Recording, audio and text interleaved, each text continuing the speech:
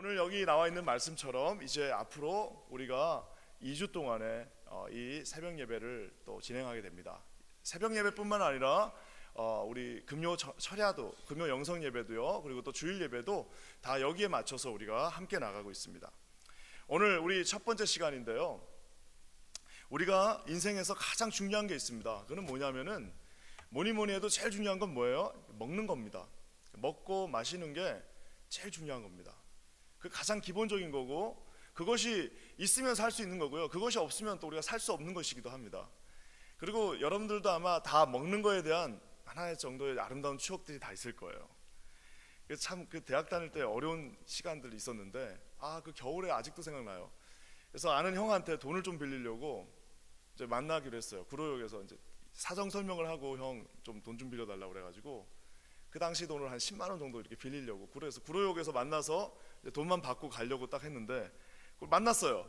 그랬더니 형이 하는 말이, 그 형님이 하신 말이, 미안하다고, 자기도 지금 돈이 없어가지고 오늘 정말 미안한데 못 주게 됐다고. 얼마나 그 얘기를 하기가 힘들었을까 싶습니다. 그래가지고 그래요? 그럼 알겠습니다 하고 갈게요 그랬는데, 굉장히 추운 겨울이었는데 형이 여기까지 왔으니까 우리 그럼 밥은 먹고 가자. 그래가지고 그 구로역에서 내려가지고 어디 그 허름한 그냥 그 설렁탕 집 같은 데 들어간 것 같아요. 그때 정말 배가 고팠는데, 춥고 막 그랬는데, 이제 그 아주머니가 설렁탕을 주셨는데 배가 고프니까 설렁탕에다가 밥을 반, 그리고 파는 돈을 안 받으니까 그 파를 그냥 아주머니한테 더 달라고 그래가지고 파를 그냥 반만큼 넣은 것 같아요. 그래서 파반, 밥반, 국반 이래가지고 그걸 계속 먹었는데, 세상에 그 설렁탕이 그렇게 맛있습니다. 그래갖고 그 기억이 지금도, 그 형님만 보면은 그 설렁탕 생각이 나요. 그리고 더 참 아름다웠던 거는, 설렁탕 먹고 나서 나가는데 제가 볼 때 그 설렁탕 값을 계산하고, 지금 기억도 나요. 14,000원. 제가 보니까 설렁탕 한 6,000원 내고, 자기 갖고 있던 10,000원 해갖고 이렇게 주면서 미안하다, 요거밖에 없어 하고 그 줬던 기억이 30년 가까이 지났는데도 아직도 생생하게 납니다. 사랑하는 여러분, 우리가 사랑하는 사람들하고 있었던 생각들 해보면요, 다 먹던 기억들 많이 납니다. 어디서 먹고 어디서 먹었던 그 기억들이 우리 마음 가운데 있습니다. 오늘 제자들이 예수님과 마지막 만찬을 함께 하십니다. 우리 26절부터 30절 말씀을 보면요, 마지막 그 만찬을 하시면서 주님이 식사하시는 그 장면이 나옵니다. 근데 아마 제자들 중에 단 한 명도 그 만찬이 주님과 이 땅에서 드리는 마지막 식사라고는 아마 한 명도 생각하지 못했을 겁니다. 이 식사를 마치고 나면 이제 우리가 이 땅에서 주님을 다시 보지 못할 거라고 생각했던 사람은 아마 없었을 겁니다. 이제 먹고 나서 또 즐겁게 또 다른 하루가 시작될 거라고 생각했으나, 그 6월절의 만찬은 이제 정말 말 그대로 라스트 서퍼가 되고, 더 이상 이 땅에서 주님과, 이제는 주님이 이제 부활하시고 난 다음에는 또 식사를 하셨겠지만, 그 땅에서 식사는 그것이 마지막이었습니다. 오늘 저는 이 말씀을 통해서 딱 두 가지만 말씀드리고 싶습니다. 주님이 말씀하실 건 뭐예요? 먹고 마시라고 말씀하셨어요. 도대체 먹고 마시라, 이 딱 두 마디에 어떤 은혜가 있는지 한번 살펴봤으면 좋겠습니다. 먼저 주님이 먹으라고 그랬어요. 먹긴 먹는데 26절에 보면 뭐라고 나와 있냐면은 받아 먹으라라고 얘기하고 있습니다. 너희가 이 음식을 그냥 먹는 게 아니라 받아서 먹으라라고 나와 있어요. 그래서 영어 성경에 뭐라고 하냐면 take and eat. 여러분이 그 당시 무교병이죠. 즉 이제 무교병을 먹는 시간입니다. 6월절 행사의 한 일환으로 이제 그 무교병을 먹는데, 떡을 먹을 때 누가 받아 먹어요? 그냥 자기가 다 먹지. 그 앞에 이제 플레이스에 있으면 자기가 떼서 먹는 겁니다. 다 자기가 자기 손으로 먹는데, 오늘 주님은 뭐라고 말씀하시냐면은 받아서 먹으라라고 얘기하고 있습니다. 여러분, 이 떡은 어떤 떡이에요? 예수님께서 축사하시고 축복하시고 떡을 가지고 마치 오병이어 기적을 다시 연상하듯이 그 떡을 가지고 주님이 축복하셨습니다. 그 떡덩어리 하나 이만한 걸 가지고 주님이 축복하셨어요. 주님, 우리 제자들 맛있게 먹게 해주세요. 우리 주님 이거 먹고 우리 제자들 힘내게 해주세요. 마치 아까 제가 얘기했던 그 형이 정말 자기가 갖고 있던 마지막 돈을 가지고 그거보다 더 힘든 저에게 밥 사주시면서 마지막 주는 것처럼, 자, 이거 이제 먹고 이 친구들이 힘내게 해주세요. 아마 이제 오늘부터 배신하고 도망 다니는 거 쉽지 않을 텐데, 이제 배신하고 도망다니는 그 밤이 쉽지 않을 텐데 이거 먹고 이 친구들 힘내게 해주세요 하고 아마 주님께서 축복하신 그 떡을 받아서 먹으라고 말씀하고 있습니다. 사랑하는 여러분, 우리가 주님 앞에서 신앙생활 한다는 것은 뭐예요? 우리가 우리 떡을 어디 가서 찾아서 먹는 것이 아닙니다. 우리가 받은 은혜를 어디 가서 테이큰하는 것이 아니라 우리는 뭐예요? 단순하게 그분이 주시는 것을 어떻게 해요? 받아서 먹는 겁니다. 그냥 먹는, 내가 원하는 것을 먹는 것이 아니라 주님이 주시는 예비한 것들을 받아서 먹는 것이 바로 오늘 우리가 말하는 신앙생활입니다. 내가 떡을 선택하는 것이 아니에요. 내가 먹을 떡을 내가 선택하는 것이 아니라 주님께서 선택하시고 주님께서 축복하시고 주님의 손에 들려 있다가 주님이 직접 뜯어서 자 이거를 먹어라 하고 하는 거를 우리가 먹는 것이 주님 앞에서의 신앙생활입니다. 어떤 사람이 이렇게 말합니다. 아 이거 너무 수동적이지 않아요? 아 이거 먹는 것까지 내가 누가 주는 거 먹어야 됩니까? 내가 알아서 먹지? 나는 내가 알아서 먹고 싶어요. 아유 그걸 내가 어떻게 맨날 기다렸다 먹어요 하는 분들도 계십니다. 그래서 여러분 반드시 기억하셔야 될 거는 이거는 절대로 수동적이지 않습니다. 왜요? 주님이 주시는 떡이야말로 모든 것이 다 들어있고 모든 영양분이 다 들어있는, 마치 전문 영양사가 매일매일 식단을 계산해가면서 칼로리를 계산해가면서 그때 중요한 것들을 주는 것처럼 자기가 먹으면 뭐만 먹어요? 저 같은 경우는 맨날 단 거, 전 단 걸 좋아하니까 왜 제가 너보고 알아서 먹으라 그러면 그냥 단 것만. 또 만약에 어떤 분은 그냥 먹으라 그러면 맨날 그냥 뭡니까? 면만, 국수만 먹는 사람들도 있어요.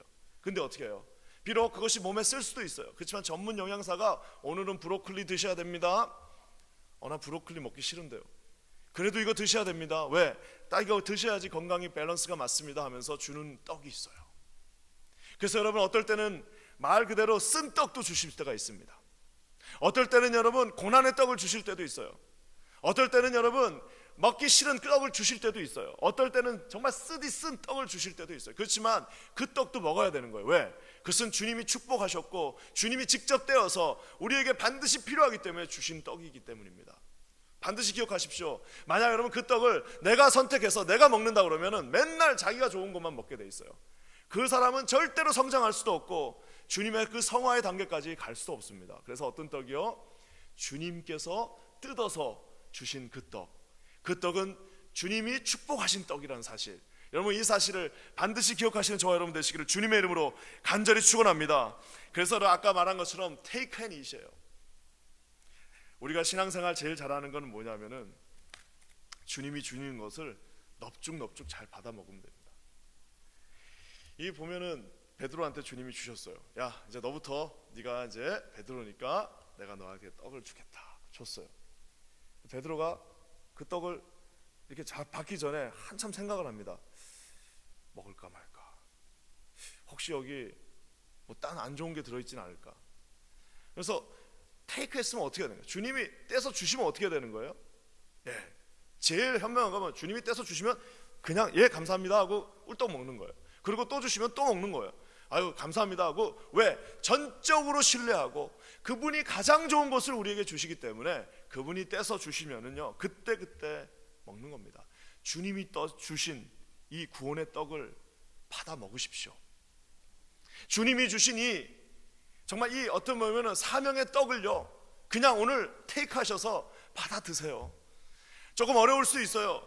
좀 목이 뻑뻑할 수도 있어요. 조금 힘들 수도 있으나 주님이 죄의 권세를 이기시고 이것은 나의 몸이다, 이것은 나의 몸이냐, 이 몸을 먹는 모든 자에게 나는 생명의 떡이 되고 이 떡을 먹는 자마다 내가 너에게 구원을 주리라고 하는 그 떡을 정말 받아서 그냥 드시면 되는 겁니다.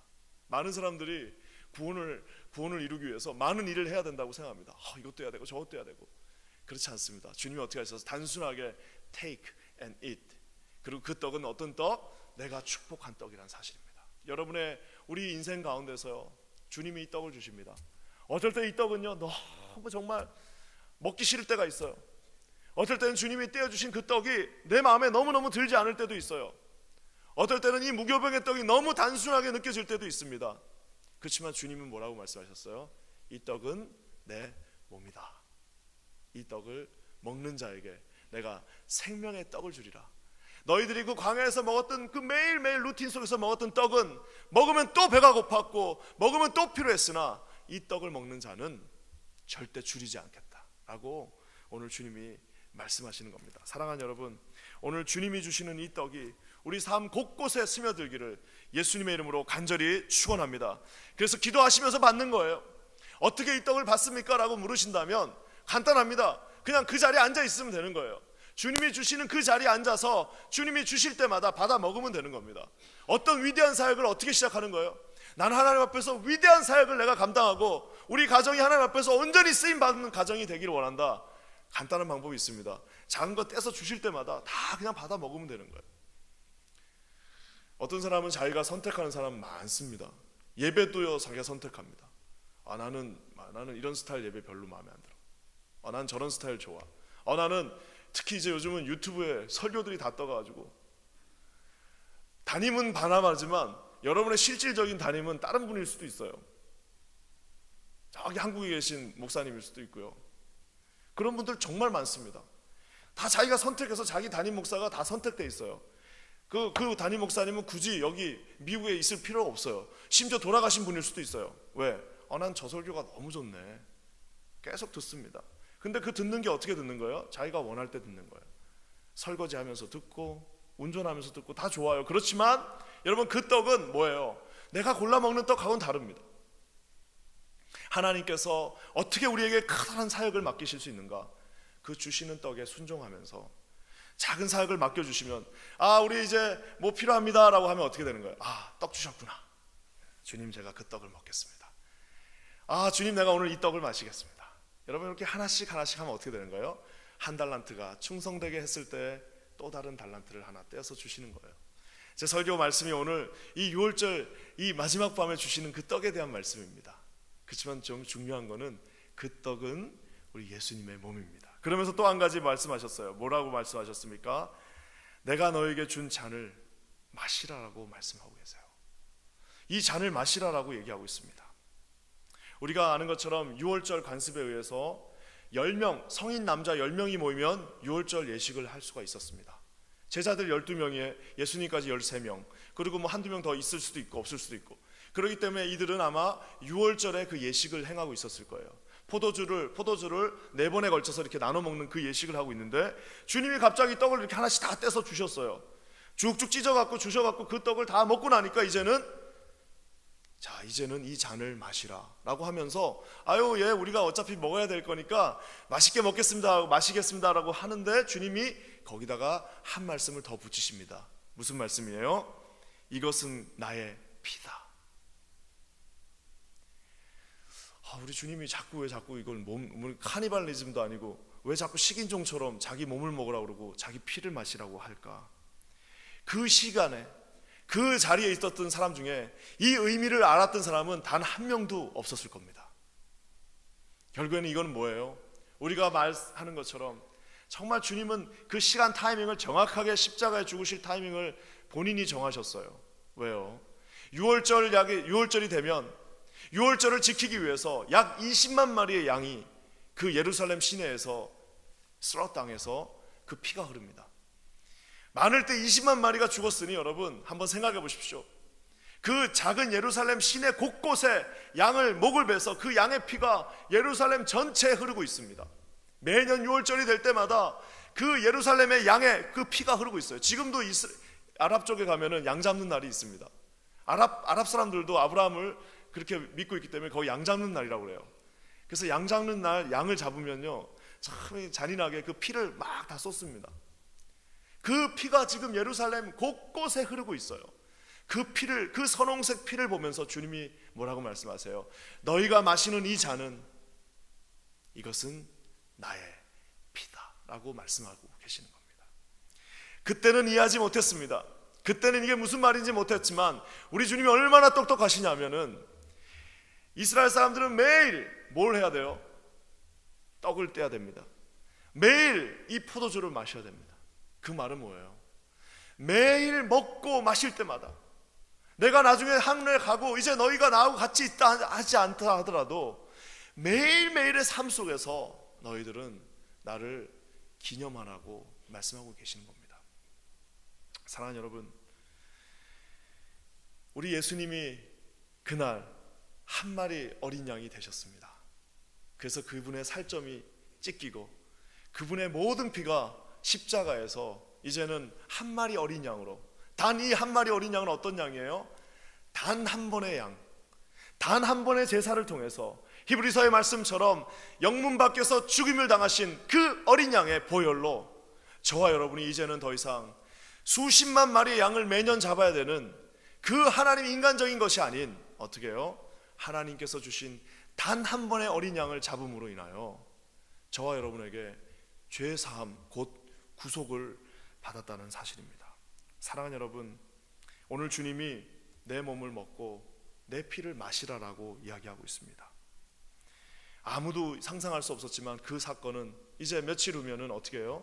주님이 직접 십자가에서 한 마리 어린 양으로, 한 어린 양으로 십자가에 매달리시면서 온 몸이 다 찢기시고 이제는 온 몸에 있던 피가 다 흘러져 나오면서 제자들이 훗날 그 사건을 기억할 때 아마 제자들에게는 강렬한 두 가지 사건이 있었을 겁니다. 하나는 뭐예요?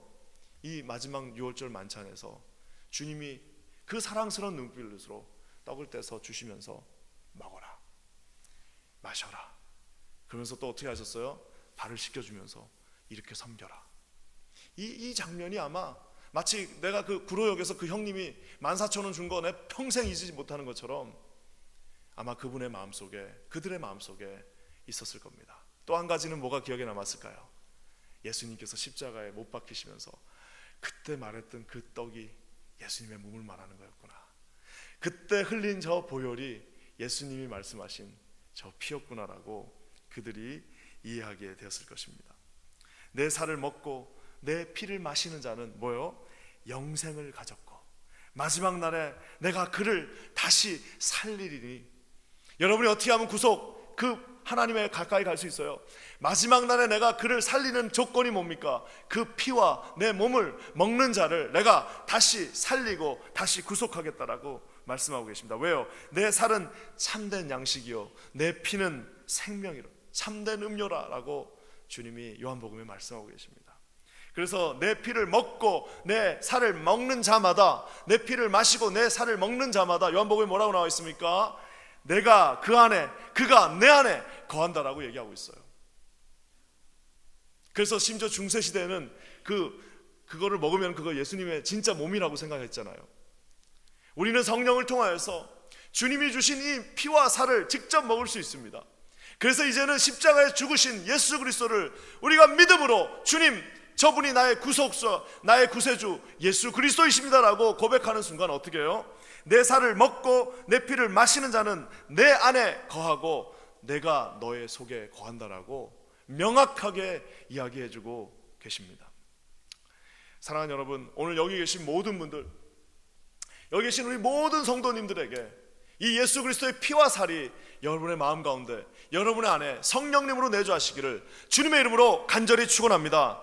오늘 말씀이 마무리되면서 이 언약의 피는 어떤 피를 연상하는 거예요? 자, 우리 주님은 어떻게 이 타이밍을 다 맞추셨는지 모르겠어요. 오늘 어떤 날 밤입니까? 6월절 날 밤입니다. 자기 조상들이 어떤 일을 한 거예요? 마지막 한 번의 심판이 남았습니다. 마지막에 장자를 죽이는 그 무시무시한 심판을 앞두고 모세를 통해서 다 전달됩니다. 광고가 쫙 나갑니다. 어떤 광고예요?